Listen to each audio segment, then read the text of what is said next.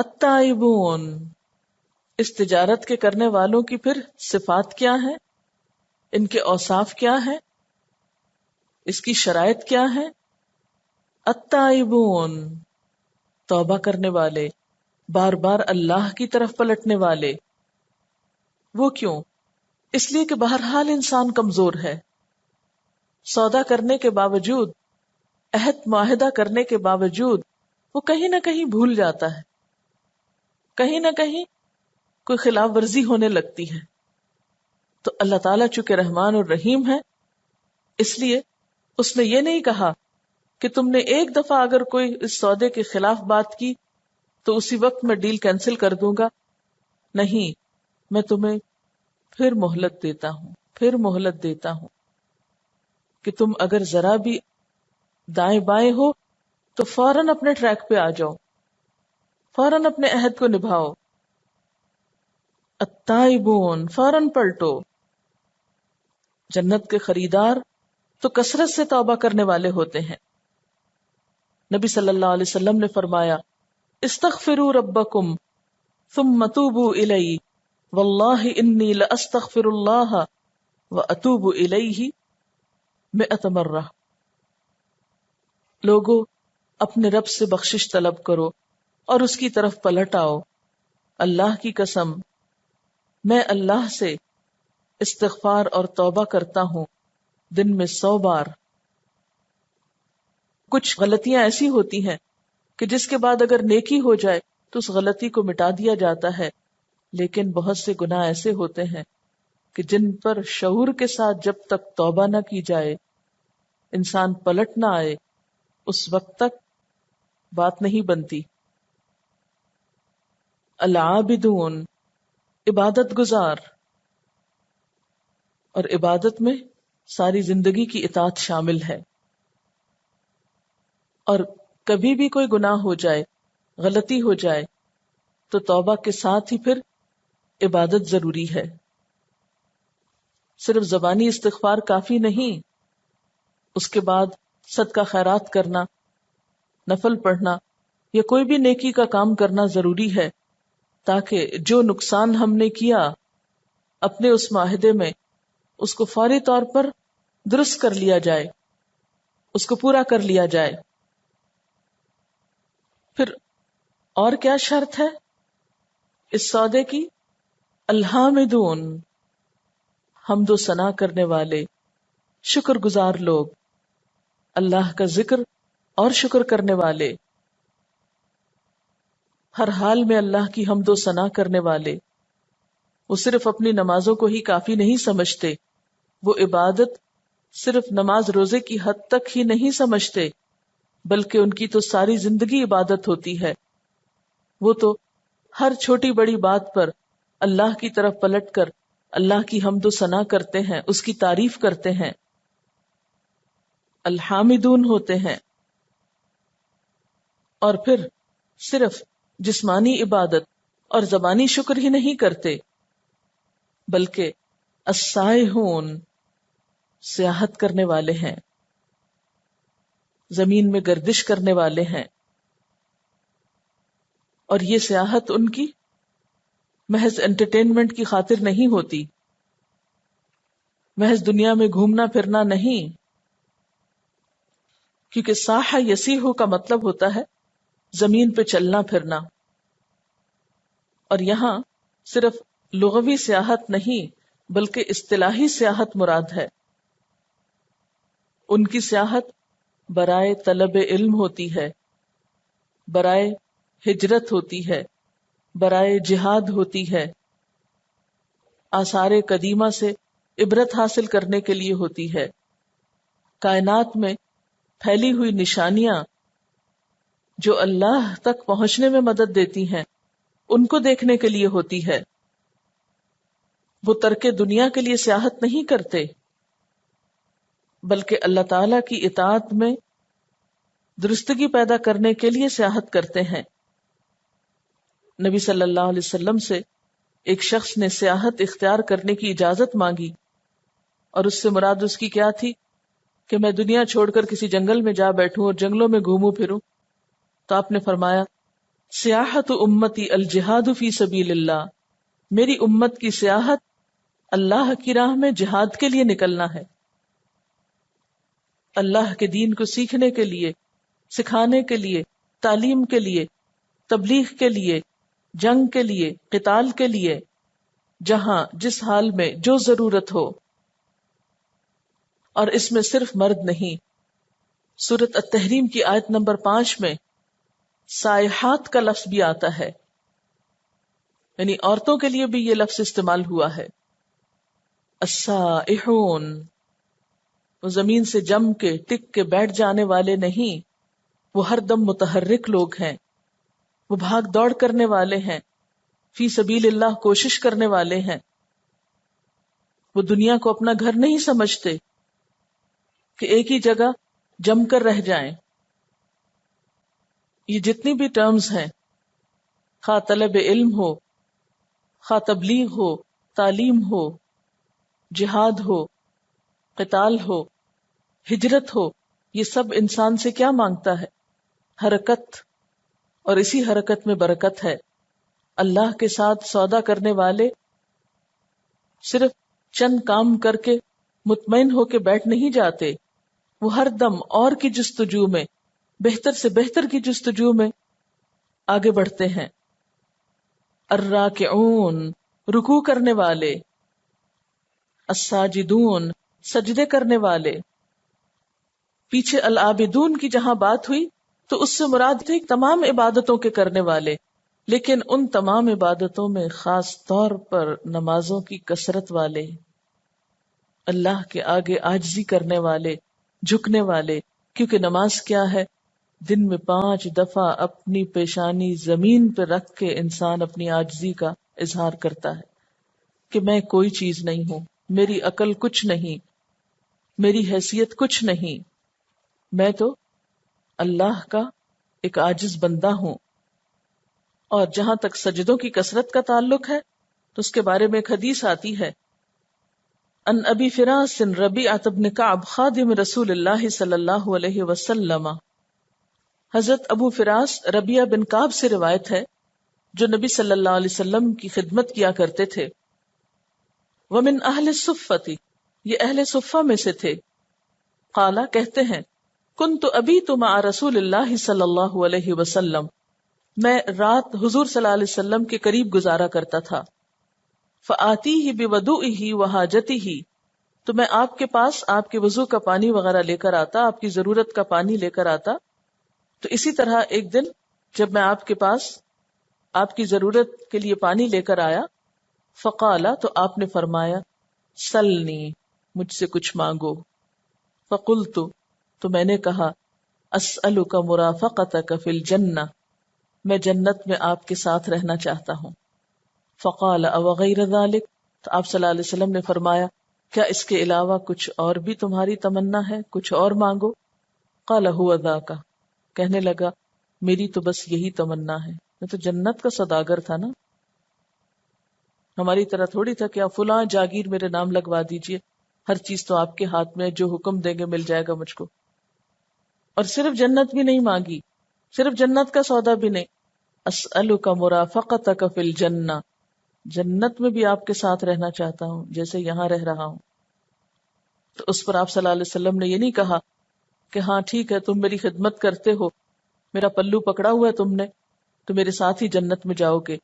آپ نے فرمایا، فَأَعِنِّي عَلَى نَفْسِكَ بِكَثْرَةِ السُّجُودِ، تو پھر میری مدد کرو اپنی ذات پر سجدوں کی کثرت سے، یعنی اگر میرے ساتھ جنت میں جانا چاہتے ہو تو پھر سجدوں کی کثرت کرنی ہوگی۔ تو جو لوگ فرائض بھی پورے نہ کریں، جن کے فرائض میں بھی کمی ہو، وہ سجدوں کی کثرت کہاں سے لے کر جائیں گے؟ جو فرض نماز تک میں کوتاہی کرتے ہوں، پھر وہ باقی سب کچھ کہاں سے کریں گے؟ الراکعون الساجدون الآمرون بالمعروف والناہون عن المنکر، نیکی کا حکم دینے والے اور برائیوں سے روکنے والے۔ جنت میں جانے والوں کے لیے ایک شرط ہے، کنڈیشن ہے، اس معاہدے کی ایک اہم کلاز ہے، کیا؟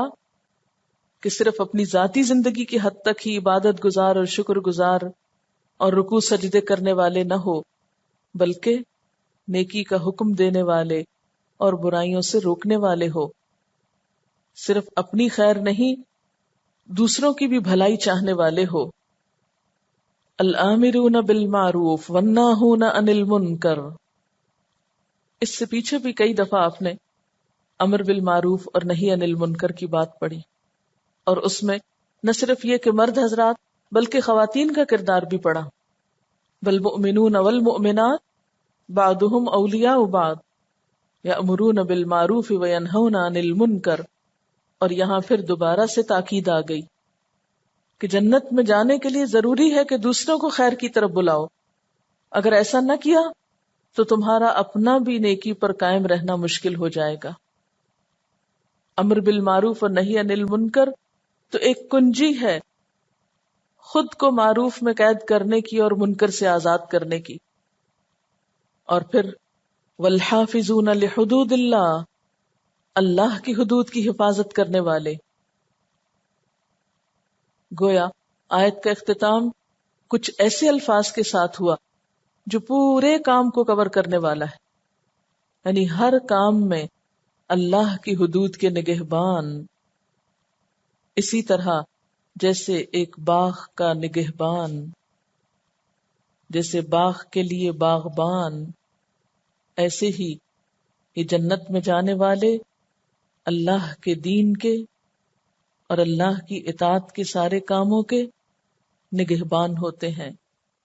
وہ کسی بھی معاملے میں پھر حد سے نہیں بڑھتے، کوئی ایسا قدم نہیں اٹھاتے کہ جس سے اس سودے کو کوئی نقصان پہنچ جائے. وبشر المؤمنین، اور مومنوں کو خوشخبری دے دو. مومنوں کے لیے بشارت ہے. کس بات کی بشارت ہے؟ کہ اگر تم نے اپنی یہ شرائط پوری کر دی تو تمہارے لیے بھی پھر جنت کا وعدہ پکا پکا ہے. اب اپنے آپ کو دیکھیے کہ اس میں سے کتنی شرائط آپ پوری کرتے ہیں.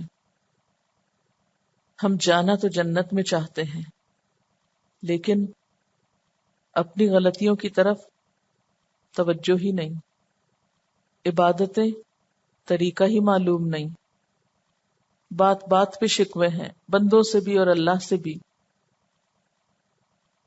دنیا کے کاموں کے لیے گھروں سے نکلے تو نکلے، خواہ پوری دنیا گھوم آئے، لیکن اللہ کے دین کے لیے سیاحت، خواہ سیکھنے کے لیے یا سکھانے کے لیے یا پھیلانے کے لیے، اس کا تو ہمیں تصور ہی نہیں. پھر رکوع سجدوں کی کثرت. آپ صلی اللہ علیہ وسلم کا طریقہ کیا تھا کہ جب آپ کو کوئی معاملہ پیش آتا فوراً نماز کی طرف دوڑتے، فوراً نماز کی طرف پلٹتے. اور ہم تو اپنے استخارے بھی اوروں سے کرواتے. اور پھر صرف اپنی ذات تک نیکیوں کو رکھنے والے نہیں، دوسروں تک بھی لے کے جانے والے، اور اپنے دین کی ساری حدود کی، ساری چیزوں کی حفاظت کرنے والے. حافظون لحدود اللہ، کہاں کہاں حد ہے، کہاں تک میری لمٹ ہے، کہاں تک مجھے جانے کی اجازت ہے. والحافظون لحدود اللہ میں میری لمٹس کیا ہیں. اور پھر صرف لمٹس کا ہی نہیں معلوم ہونا، بلکہ جیسے باغ کی باؤنڈری وال کیوں بنائی جاتی ہے؟ تاکہ باغ کی حفاظت ہو سکے. تو ایسے سارے کاموں سے بچنا مراد ہے یہاں، جس سے اس معاہدے میں کوئی خلل آئے، دین کو کوئی نقصان پہنچے. حدود سے مراد کیا ہے؟ وہ ساری ٹرمز اینڈ کنڈیشنز ہیں جن کا پیچھے ذکر کیا گیا یا اللہ کی کتاب میں اور اس کے رسول صلی اللہ علیہ وسلم کی سنت میں. ان سب کی حفاظت لازم ہے، کیونکہ بعض اوقات کیا ہوتا ہے کہ ہم کام کر بھی لیتے ہیں لیکن اس کو گنوا دیتے ہیں، اس کو ضائع کر دیتے ہیں، یا نیکی کے پردے میں غلط کام کر رہے ہوتے ہیں، یا نیکی کی آڑ میں نیکی نہیں کر رہے ہوتے. حدود کو نہ جاننا تو ایسا ہی ہے نا کہ جیسے کوئی شخص ڈرائیونگ کی ٹریننگ لیے بغیر گاڑی لے کے سڑک پہ آ جائے. تو نتیجہ کیا نکلے گا جو یہاں نکلتا ہے؟ بعض اوقات ایسا ہوتا ہے نا کہ جیسے ٹینڈر منگوائے جاتے ہیں کسی سودے سے پہلے، اور لوگ اپنے سیمپل پیش کرتے ہیں اپنے پروڈکٹس کے. جو پروڈکٹ اسٹینڈرڈ کے مطابق نہ ہو تو اس سودے کو ریجیکٹ کر دیا جاتا ہے یا اس شخص کو چانس نہیں دیا جاتا. تو ہم جو جنت کے خریدار بنے ہوئے ہیں، کبھی ہم نے غور کیا کہ ہماری شخصیت کے اندر وہ تمام چیزیں موجود ہیں کہ جو وہاں مطلوب ہے؟ چند چیزوں کی طرف میں پھر سے توجہ آپ کی دلانا چاہوں گی. ہم نے یہ تو پڑھ لیا کہ ان اللہ اشتری من المؤمنین انفسهم واموالهم بان لهم الجنہ، پھر اس سودے کی شرائط ہم نے پڑھی، اور پھر وہ شرائط یا وہ جو کوالٹیز ہیں جن کا ہونا ضروری ہے جنت کے حصول کے لیے. تو میں تھوڑا سا اس اینگل سے آپ سے بات کرنا چاہتی ہوں کہ پڑھنے کی حد تک تو ٹھیک ہے، تشریح بھی ٹھیک ہے، تفسیر ٹھیک ہے، لیکن عمل کتنا ہے ہمارا؟ ہے؟ اور عمل کرنے کے لیے عمل کا طریقہ آنا چاہیے.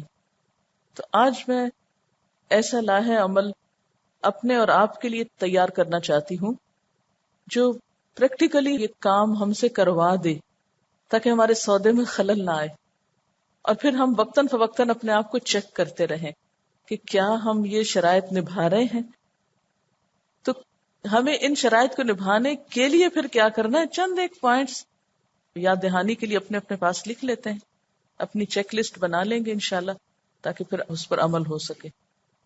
اب آپ دیکھیں کہ جب آپ کو یہ یقین ہو جاتا ہے کہ آپ نے جو راہ چنی ہے وہ درست ہے، اس کے بعد یہ مرحلہ آتا ہے ان اللہ اشتری من المؤمنین انفسهم واموالهم بان لهم الجنہ. پھر جنت کی خریداری کا مرحلہ آتا ہے. اس سے پہلے تو ہم جنت کے خریدار بھی نہیں بنتے، وہ ہماری پرائرٹیز میں سے ہی نہیں، وہ ہماری سوچوں میں سے ہی نہیں، ہم اس کے بارے میں سوچتے بھی نہیں. یعنی آپ خود سوچئے کہ ہم میں سے کتنے لوگوں نے کبھی شعوری طور پر سوچا ہو کہ ہمیں جان اور مال دے کر جنت چاہیے. اس سے پہلے تو ہم کس طرح جنت کے خریدار تھے؟ فری میں، مفت میں، آرزوؤں میں، تمناؤں اور خواہشات کے بل پر. پتھر پہ لکیر اور پانی پہ لکیر کی بات بھی آپ نے سن رکھی ہوگی. تو جو انسان پتھر پہ لکیر جیسا فیصلہ کرتا ہے پھر وہ کوئی بھی ایسا ڈیسیژن لینے میں شیکی نہیں ہوتا. اسے پتا ہوتا ہے کہ میں نے سوچ سمجھ کر فیصلہ کیا ہے، میرا کوئی نقصان نہیں ہے مال اور جان دے کر، کچھ نہیں بگڑتا. لیکن اگر مضبوط بنیاد نہیں تو کسی بھی شخص کی بات آپ کو فوراً اپنے سودے سے پھیر دے گی. کئی سودے آپ کر کے پھر جاتے ہیں نا، پھر آپ پھریں گے نہیں اس سودے سے.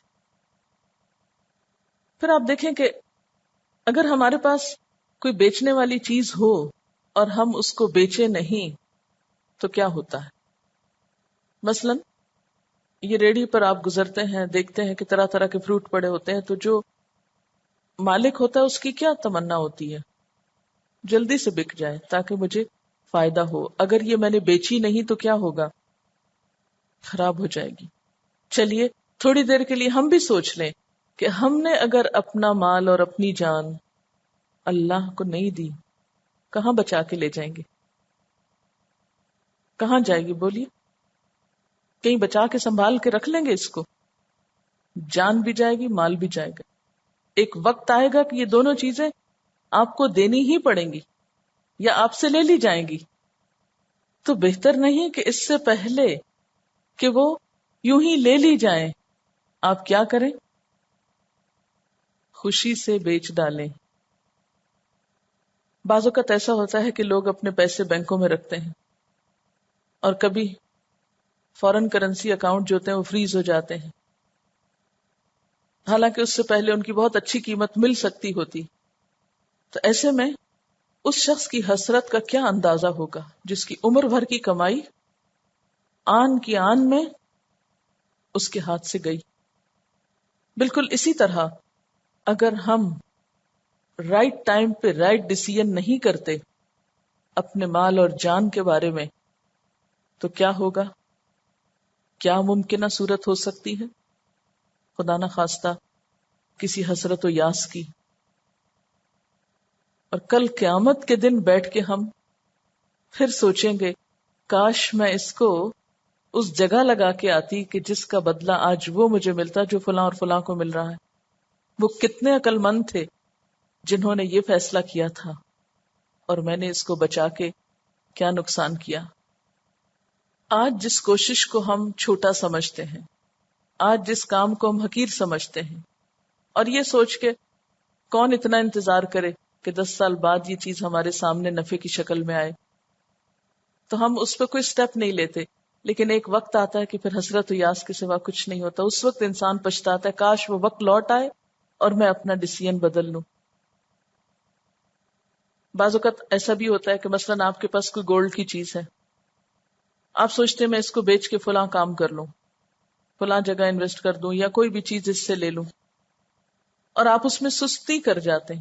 اب میں سستی کے حوالے سے تھوڑی سی بات کروں گی۔ آپ محض اس میں سستی کر جاتے ہیں، اچھا آج نہیں کل، کل نہیں پرسوں، ہوتا کیا ہے اچانک وہ چیز کھو جاتی، وہ زیور کہیں پہن کے گئے، آپ گر گیا، اس وقت دل کا کیا حال ہوتا ہے؟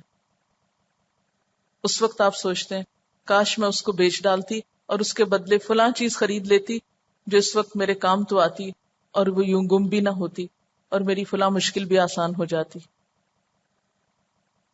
لیکن اس وقت حسرت و یاس سے کچھ بھی نہ ہوگا۔ آج اگر ہم سستی کرتے ہیں اور وہ شرائط پوری نہیں کرتے اس سودے کی جو اللہ تعالیٰ ہم سے جنت کا کرنا چاہتے ہیں، تو یہ سستی کہیں بہت بڑی حسرتوں کا سبب نہ بن جائے۔ ایک اور بہترین خوبصورت بات اس سودے میں یہ ہے کہ جس سے ہم یہ سودا کر رہے ہیں اور جن چیزوں کے ساتھ کر رہے ہیں وہ ہیں بھی اسی کی، اور وہ ہمیں مہلت دے رہا ہے کہ میری دی ہوئی چیزوں کو دوبارہ مجھے دے کر اس سے بڑی چیز لے لو۔ تو ہم کہتے ہیں کہ نہیں، ہمیں یہی کافی۔ جب بھی کوئی بزنس کا نیا چانس ہوتا ہے تو آپ ہمیشہ دیکھتے ہیں پرکھ کر کے کتنے فیصد نفع ہوگا، کتنا پروفٹ ملے گا، اور عموماً وہاں لگاتے ہیں جہاں زیادہ سے زیادہ نفع ہو۔ لیکن پھر بھی کچھ یقینی بات نہیں ہوتی۔ دنیا میں کسی بھی سودے پر کسی وقت بھی کچھ ہو سکتا ہے، اس کا فائدہ زیادہ بھی ہو سکتا ہے اور اس پر نقصان بھی ہو سکتا ہے۔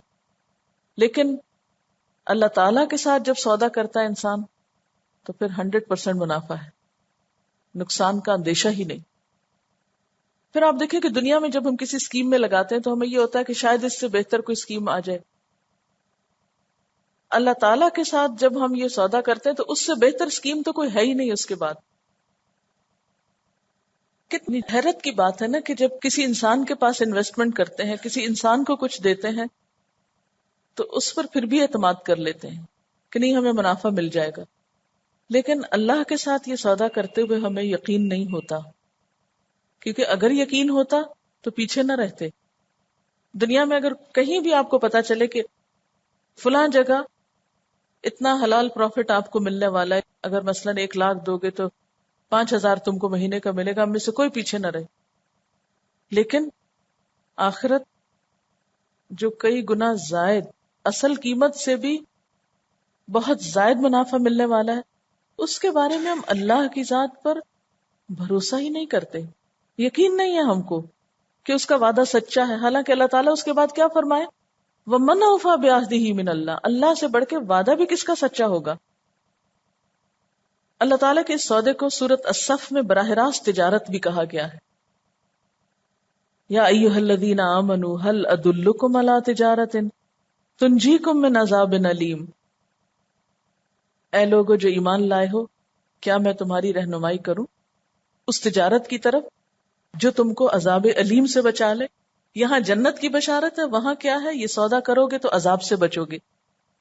تؤمنون باللہ ورسولہ وتجاہدون فی سبیل اللہ باموالکم وانفسکم، اللہ تعالیٰ پر اور اس کے رسول پر ایمان لاؤ اور اللہ کی راہ میں اپنے مال اور اپنی جانوں سے جہاد کرو۔ وہاں بھی دو ہی چیزیں مانگی، کرنسی کے دو ہی سکے مانگے ہیں، اموال اور انفس۔ ذالکم خیر لکم ان کنتم تعلمون، یہ تمہارے لیے بہتر ہے اگر تم علم رکھتے ہو۔ یغفر لکم ذنوبکم ویدخلکم جنات تجری من تحتها الانہار ومساکن طیبۃ فی جنات عدن ذالک الفوز العظیم۔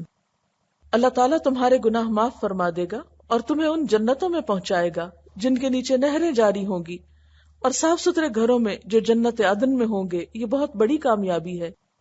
وَأُخْرَى تُحِبُّونَهَا نَصْرٌ مِّنَ اللَّهِ وَفَتْحٌ قَرِيبٌ، اور تمہیں دوسری نعمتیں بھی دے گا جس کو تم پسند کرتے ہو، وہ اللہ کی مدد اور جلد فتح یابی ہے۔ وَبَشِّرِ الْمُؤْمِنِينَ، اس آیت کا اختتام بھی اسی طرح ہو رہا ہے، وَبَشِّرِ الْمُؤْمِنِينَ، مان جانے والوں کو خوشخبری، سودا کر لینے والوں کے لیے بشارتیں۔ یہ باتیں تو ہم نے پڑھ لی، لیکن اب ہمیں ذرا عملی کچھ پریکٹیکل ٹپس ایک دوسرے کو دینی ہے، مل جل کے مشورہ کرنا ہے کہ یہ صفات ہمارے اندر آئی ہیں کہ نہیں آئی، ہم شرائط پوری کر رہے ہیں یا نہیں، اور کون سا طریقہ ایسا اختیار کریں کہ ہم کو بھولے نہ یہ سب کچھ۔ ورنہ آج تو جذبات میں ہم کہہ رہے ہیں ہم نے جانیں بھی دی، مال بھی دیے، یہ بھی کریں گے وہ بھی کریں گے، کل جب یہ آیتیں ہم مثلا اس سال تو آپ قرآن پڑھ رہے ہیں، اگلے سال ہو سکتا ہے آپ کی مصروفیات کچھ اس طرح ہو کہ اتنا نہ پڑھنے کا موقع ملے جتنا اس سال پڑھ رہے ہیں، تو کہیں ایسا نہ ہو ہم یہ سب کچھ بھلا جائیں، ان لوگوں کی طرح نہ ہو جانا جنہوں نے اللہ کو بھلا دیا تو اللہ نے ان کو ان کے نفس بھلا دیے۔ اگر ہم نے سودے میں گڑبڑ کی تو وہاں سے بھی کانٹریکٹ ختم ہو جائے گا۔ پھر آپ دیکھیں کہ اگر ہم یہ نہیں دیتے اپنا آپ اللہ کی راہ میں تو ہماری قیمت کیا ہے، ہماری ویلیو کیا ہے، کون پوچھتا ہے ہم کو؟ ایک عام انسان جس کی زندگی میں کوئی مقصد نہیں، اس کی کوئی ویلیو نہیں، اس کی کوئی قدر و قیمت نہیں۔ لیکن جب آپ قربانی کرتے ہیں تو آپ دیکھیں گے کہ دنیا میں بھی اور آخرت میں آپ کی اپنی ویلیو بڑھنے لگتی ہے۔ جیسے ایک شاعر کا شعر ہے، جب تک بکے نہ تھے کوئی پوچھتا نہ تھا، تو نے خرید کر مجھے انمول کر دیا۔ یعنی عرب لوگ جو تھے کوئی توجہ نہیں کرتا تھا ان کی طرف۔ حضرت عمر بعد میں روتے ہیں جب ان کے پاس ڈھیروں مال غنیمت آتا ہے، کہتے عمر تو کیا تھا، تو ایک معمولی سا شخص تھا، بکریاں چراتا تھا، اونٹوں کی دمیں تیرے ہاتھ میں ہوتی تھی، تجھے لوگ ابن خطاب کے نام سے جانتے تھے، لیکن آج دین کی وجہ سے تجھے امیر المومنین کہا جانے لگا ہے۔ یعنی جو مال غنیمت وغیرہ ان کے قدموں میں لا کے رکھے تو وہ آنسوں سے لبریز ہو جاتے تھے کہ یہ سب عزت کس کی وجہ سے ملی؟ دین کی وجہ سے ملی۔ ہم سب بھی اپنے آپ کو دیکھیں کہ ہمیں کون پوچھتا تھا، ہماری کیا قیمت تھی، ہماری کیا سے تھی۔ لیکن جو ہم اللہ کے قریب ہوتے ہیں تو ہم اچھے معنوں میں بھی اور بسا اوقات نیگیٹیولی بھی لوگ آپ کو اہمیت دینے لگے ہیں۔ چاہے کوئی آپ کو کرٹیسائز کرتا ہے تو بھی کیا ہو رہا ہے، آپ اہم ہیں ان کی نگاہوں میں، تبھی تو کرٹیسائز کر رہے ہیں، تبھی تو پوچھ رہے ہیں آپ کو، تبھی تو آپ کی طرف نگاہیں اٹھنے لگی ہیں کہ یہ کیا کرنے لگ گئی ہے۔ اب کیا ہوتا ہے، آپ سب کے ساتھ یہ تجربہ ہو رہا ہوگا، کوئی آپ کی تعریف کر رہا ہے تو کوئی آپ پہ تنقید کر رہا ہے نا، سب کے ساتھ، چاہے گھر میں، چاہے رشتہ داروں میں، دوستوں میں، کہیں نہ کہیں کچھ نہ کچھ آپ کو کمنٹس مل رہے ہیں۔ اس سے پہلے آپ کو کوئی پوچھتا نہ تھا، آپ سب کے لیے نارمل تھے۔ تو جو لوگ سودا کر لیتے ہیں، جو لوگ بامقصد ہو جاتے ہیں، پھر وہ خود بخود اہم بھی ہو جاتے ہیں، اور جس کی قدر و قیمت اللہ کی نگاہ میں ہو جائے پھر اللہ تعالیٰ دنیا والوں کے دل میں بھی اس کی محبت اتار دیتا ہے۔ اچھا پھر آپ دیکھیے، پھر عملی صفات پہ آ جائے۔ ان صفات میں سب سے پہلی صفت یقاتلون فی سبیل اللہ کی آئی ہے۔ وہ کیوں؟ اس لیے کہ جو شخص جان دینے کے لیے نکل آتا ہے نا، وہ 100% وفاداری کرتا ہے۔ باقی لوگوں کا تو خاموش کانٹریکٹ ہے، اس کا ایک پریکٹیکل کانٹریکٹ ہو گیا، اس نے عملی نمونہ، عملی ثبوت دے دیا کہ میں جان دے سکتا ہوں۔ آپ تھوڑی دیر کے لیے سوچیں، کہیں اللہ کے لیے مرنے مارنے کی بات ہو، آپ میں سے کتنے اٹھ کے آگے بڑھیں گے؟ یعنی سب کو جان پیاری ہے، ہاں، اس لیے کہ ذرا سی کوئی مخالفت کرے تو رونے بیٹھ جاتے ہیں. ہم کہتے ہیں ہم نہیں پڑھیں گے، ہم نہیں جائیں گے اب آج کے بعد، ہم سے نہیں یہ باتیں سنی جاتی. عزت تو تھوڑی قربان نہیں کر سکتے، جان کہاں کریں گے؟ نیند تو تھوڑی قربان نہیں کر سکتے، باقی کیا کریں گے؟ جس زندگی کا چھوٹا سا حصہ نہیں دے سکتے، بڑا کہاں سے دیں گے؟ تو پہلی صفت جو ہے مارنے اور مرنے کی ہے. اور یاد رکھیے ایک مارنا مرنا وہ ہے جو یہ ڈرائیور بھی ایک دوسرے کے سامنے ذرا سی گاڑی ٹکرا جائے تو مارنے مرنے کو تیار ہو جاتے ہیں. اس طرح کا مارنا مرنا یہاں مراد نہیں ہے. یہ تو ایک باشعور انسان کا نیت کے ساتھ صرف اور صرف اللہ کی خاطر جان دینا. جب تک صرف اور صرف اس کے لیے نہ ہو تو محض جذبات میں آ کے ایسا کرنا جو ہے وہ کافی نہیں. اور پھر یہ کہ ایسا شخص جان دے کے بھی چین نہیں پاتا. وہ کیا کہتا ہے؟ جان دی دی ہوئی اسی کی تھی، میں نے کیا کیا؟ کچھ بھی نہیں کیا. یہ جو میں نے جان بھی دی تو یہ تو اسی کی تھی. حق تو یہ کہ حق ادا نہ ہو. جان دے کے بھی حق نہیں ادا ہو سکتا، کہاں یہ کہ ہم چھوٹے چھوٹے کام کر کے مطمئن ہو جائیں. تو یہ تو ہے ایک اعلیٰ درجے کا کام 100% گارنٹی کے ساتھ.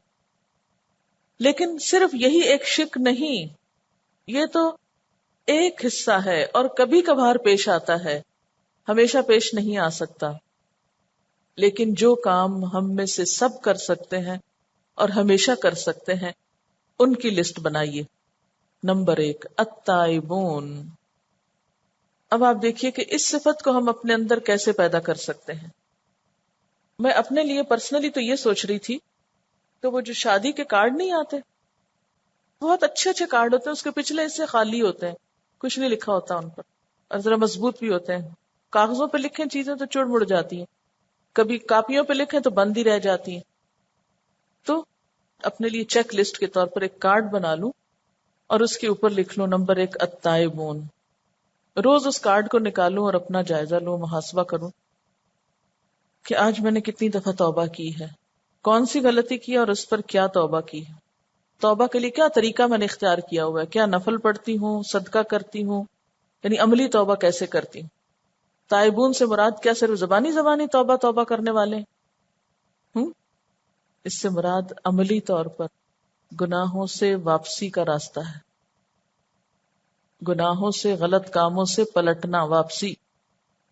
کون سے غلط کام ہے جو میں ابھی تک کر رہی ہوں، کیا ان سے واپس پلٹی ہوں یا نہیں پلٹی.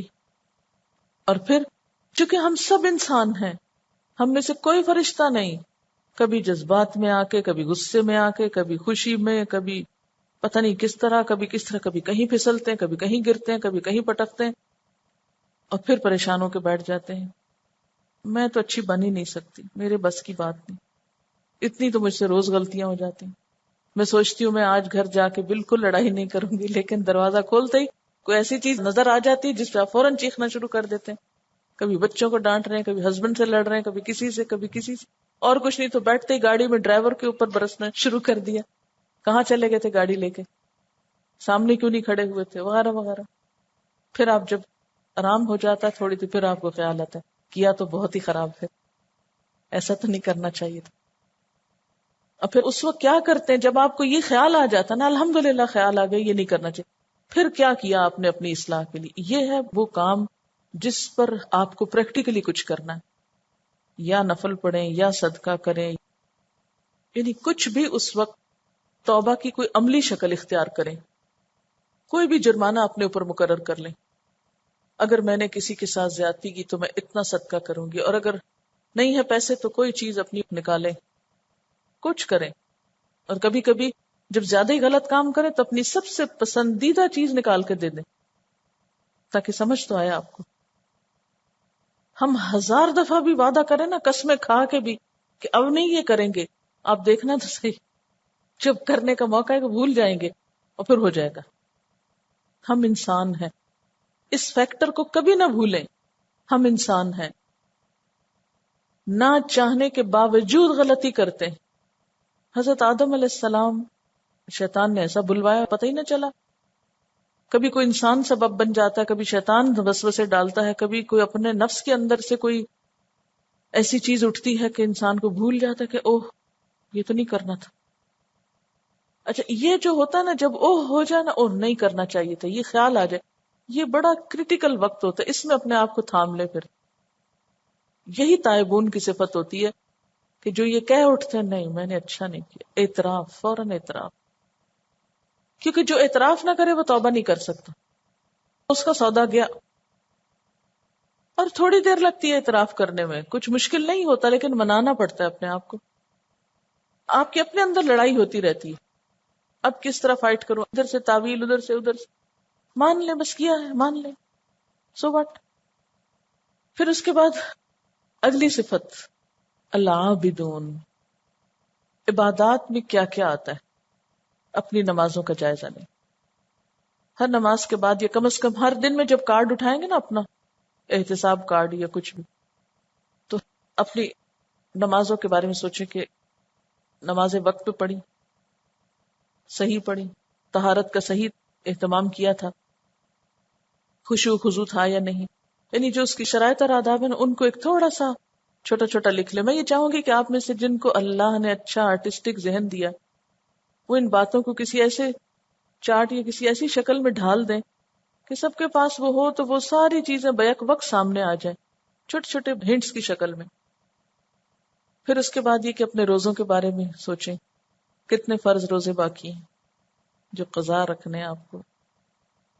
اسی طرح زکوٰۃ، حج فرض ہے تو اس کے لیے کیا کوشش کی. مثلا بچیاں وغیرہ ان پر تو ابھی فرض نہیں ہے یا، لیکن یہ کہ اگر ہلکا سا ہنٹ دیا ہوا ہو تو اچھا ہے تاکہ اینی ٹائم آپ اس پر عمل کر سکیں.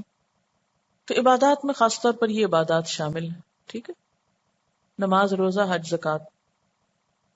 پھر الحامدون، شکر گزاری. آپ دیکھیں کہ جتنی آپ کی دن بھر کی دعائیں ہیں ان میں کتنی دفعہ الحمد کا ذکر آتا ہے نا. صبح اٹھتے ہی دعا الحمد للہ الذی احیانا بعد ما امات. پھر اسی طرح کھانا کھانے کے بعد، ٹوائلٹ سے نکلنے کے بعد الحمد للہ الذی اذهب عني الاذى وعافانی، چھینک آنے پر. پھر اسی طرح کوئی بھی نعمت جو دن میں ملے اس پر. اور پھر توبہ کی توفیق پر، عبادت کی توفیق پر پھر الحمدللہ، اسے تکبر نہ آئے عبادت کر کے، شکر گزاری آئے. الحمدللہ، شکر اللہ کا کہ اللہ نے مجھے توفیق دی کہ میں نے اچھی نماز پڑھ لی یا اپنے فرائض پورے کر لیے. پھر السائحون. سائحون کا ایک معنی روزہ دار بھی کیا گیا، لیکن جو ترجمہ میں نے آپ کو بتایا سیاحت کے معنوں میں، اور آپ صلی اللہ علیہ وسلم کی حدیث بھی اس پر میں نے کوٹ کی تھی کہ سیاحت امتی الجہاد فی سبیل اللہ. اور پھر خواتین کے لیے بالسائحات کا لفظ آتا ہے ازواج مطہرات کے لیے سورۃ التحریم کی آیت نمبر 5 میں. تو سائحات یا سائحون جو ہیں وہ کون ہیں؟ جو اللہ کے راستے میں گردش کرتے ہیں، نکلتے ہیں، جس میں طلب علم سب سے پہلے آتا ہے. کچھ آئے گا خود کو تو پھر ہی کچھ اور کر سکیں گے نا، باقی مرحلے تو بعد میں آتے ہیں. علم حاصل کرنے کے لیے گھر سے نکلنا، پھر تعلیم دینے کے لیے، پھر رفاہ عامہ کے کاموں کے لیے، کیونکہ بیوہ اور یتیم کی خبرگیری کرنے والے جو ہیں ان کا بھی بڑا اجر ہے. پھر اسی طرح ہجرت، پھر جہاد. تو اس میں کچھ کام جیسے مخصوص مردوں کے لیے ہو سکتے ہیں، جیسے جنگ وغیرہ میں شرکت. لیکن آج جیسے امت مسلمہ انٹلیکچوئل وار کا شکار ہے تو اس میں ذہنی صلاحیتوں کا استعمال، اس میں خواتین بھی شریک ہو سکتی. پھر یہ کہ آپ کی زندگی کے ادوار جو ہیں وہ مختلف ہیں.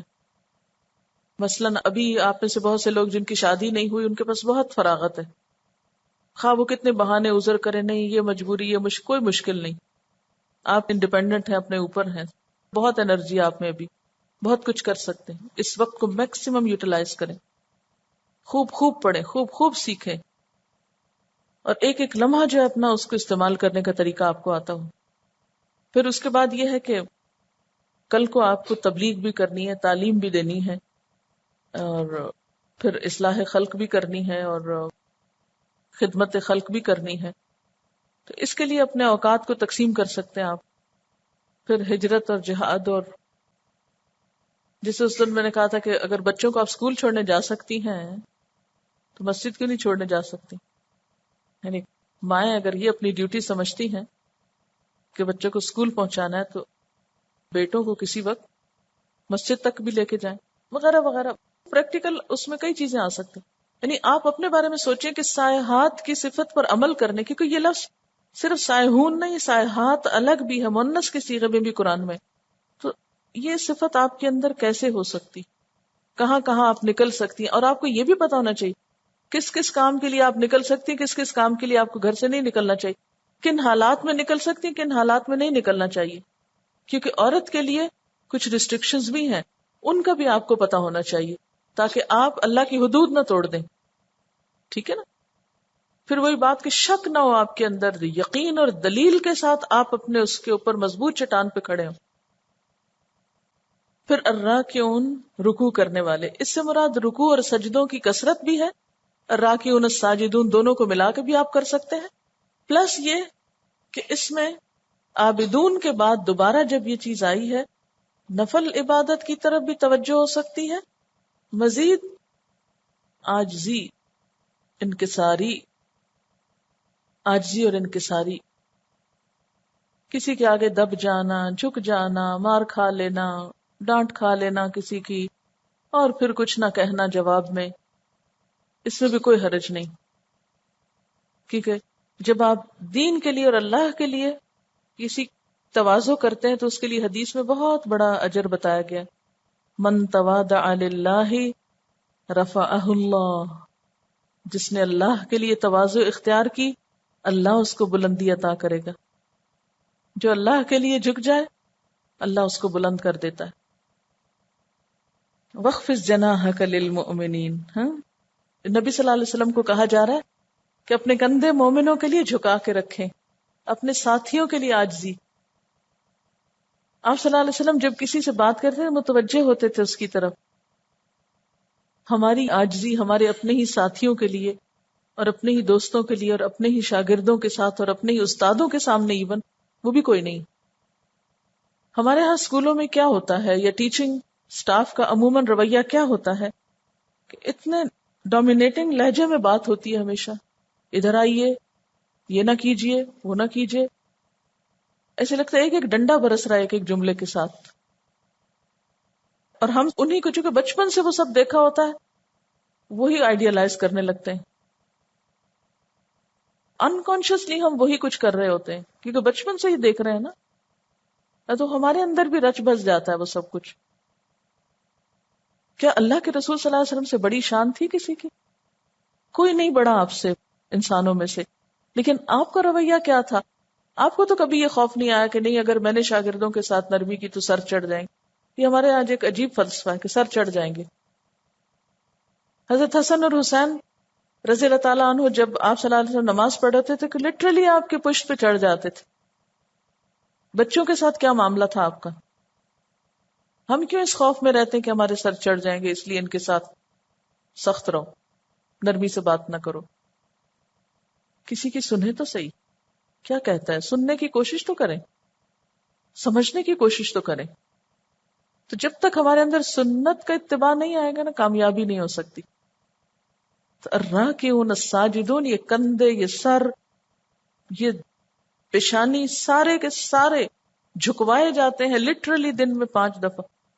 جھکو، بینڈ کرو.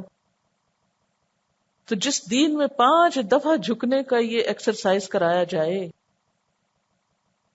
وہ پھر بھی تکبر میں مبتلا ہو، پھر بھی وہ اکڑی ہوئی ہو، تو پھر تو وہی ہے نا کہ مثال بہت خراب ہے کہ اگر کتے کی دم کو 100 سال بھی اس میں ڈالے رکھے ہیں شیشے کی نلی میں تو نکالیں گے تو ٹیڑھی کی ٹیڑھی ہی ہوگی.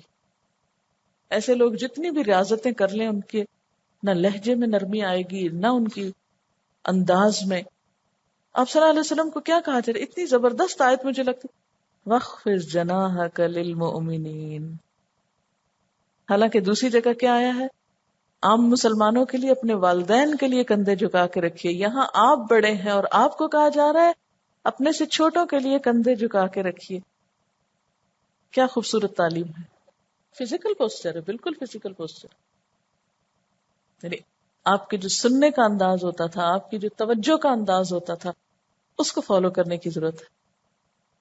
جو مصنوعی بیریئرز ہیں اپنی شخصیت کے آس پاس، ان کو کاٹنے کی کوشش کریں. ہم سب کسی نہ کسی درجے پر. سب سے پہلے تو میں اپنے آپ ہی کو کہوں گی، میں یہ باتیں کر کے یقین مانے خود کو سناتی ہوں، کیونکہ یہ میرے سے متعلق ہے. مجھے یہ کام کرنا ہے، اس لیے کہ سکھ میں نے آپ کی اصلاح تربیت کی ذمہ داری لی ہوئی ہے. اور اس کے بعد آپ سب سے بھی یہی کہوں گی کہ جب بھی آپ دین کا کام کرنے لگے ذرا جھک جائیے. کوئی بات نہیں، اگر کسی نے آپ کو کچھ سخت کہہ دیا، کچھ ناروا بات کر دی، کوئی بات نہیں، پھر کیا ہوا؟ جان کا سودا کیا ہوا ہے. یعنی دنیا کا ہمارے کوئی مطلب ہو تو ہم کہتے ہیں نا، وہ ایک مشہور محاورہ ہے کہ گدھے کو بھی استاد بنا لو، یعنی خوشامد کر لو، یعنی اپنی دنیا کے کام نکالنے کے لیے. دنیا کے کام نکالنے کے لیے لوگ چاپلوسیاں کرتے ہیں، خوشامدیں کرتے ہیں حقیر فائدوں کے لیے. تو ہم دین کے لیے، میں یہ نہیں کہوں گی کہ آپ چاپلوسی اور خوشامد جیسے جھوٹے کام کریں، لیکن دین کے لیے سچی محبت کے ساتھ اگر کسی سے نرمی اور محبت سے پیش آئیں، کیا جاتا ہے آپ کا؟ کچھ نہیں جائے گا. آزما کے دیکھ لیجئے. بعض اوقات ایسا ہوتا ہے نا، لوگ آپ کو لاجواب کرنے کی کوشش کرتے ہیں، کہیں ہرانے کی کوشش کرتے ہیں مجلسوں میں، بحثوں میں. ہار جائیے. ہم ہار گئے، جیتے ہیں آپ، کوئی بات نہیں. اس ہارنے میں ہی جیت ہے. التائبون العابدون الحامدون السائحون الراكعون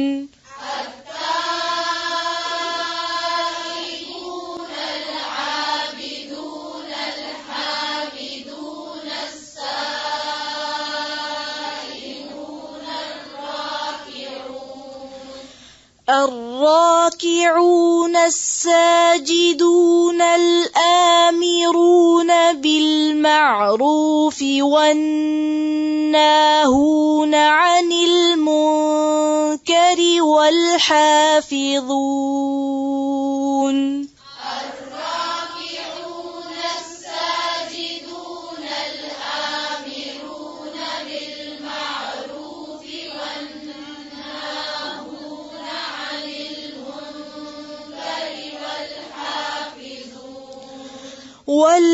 والحافظون لحدود الله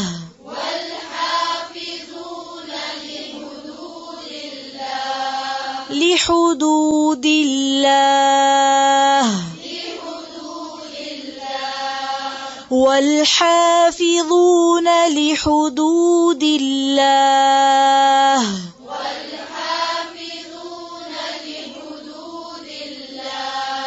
وبشر المؤمنين.